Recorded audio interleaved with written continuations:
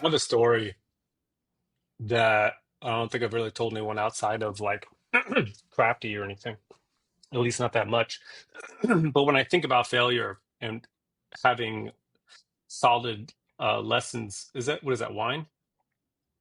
So, Just a glass of water. oh, okay. Straight vodka. Yeah. Get my day going. Um, but yeah, so back when I was at Crafty, I was running the New York office. Um, I had moved out from Atlanta where I was working with Chris at the Atlanta office, and I moved to New York for the sole purpose of starting up a new office and hiring people and building out a team and stuff. And we were a couple years into it, and I was just like way overloaded with work. I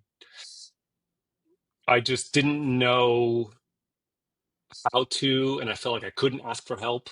I think a lot Mm. of it just came down to I just didn't know how to. And I remember there was a one of the John Wick films, and I forget which one it is. We had a bid come in to work on one of the John Wick films, and I was supposed to do a script breakdown, which is a horrible job, but it's where you read a script and you break it down to shots, or they hopefully already tell you kind of what shots they're thinking of. And then you assign how much you think the visual effects will cost per shot. For someone like me, I haven't read a book,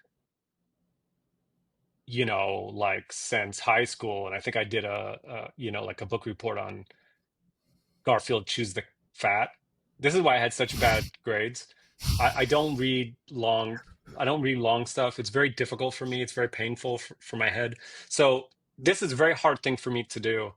But this was a very big client, and the project was over a million, maybe 1 or 2 million or something like that. It was a big deal, but I was avoiding it and I wasn't, and I knew I was overloaded, and I wasn't asking for help, and I lost the client. We lost the Mm. the opportunity to work on that show, and it was kind of like a shoe in because we had worked with them before, and they really liked our work.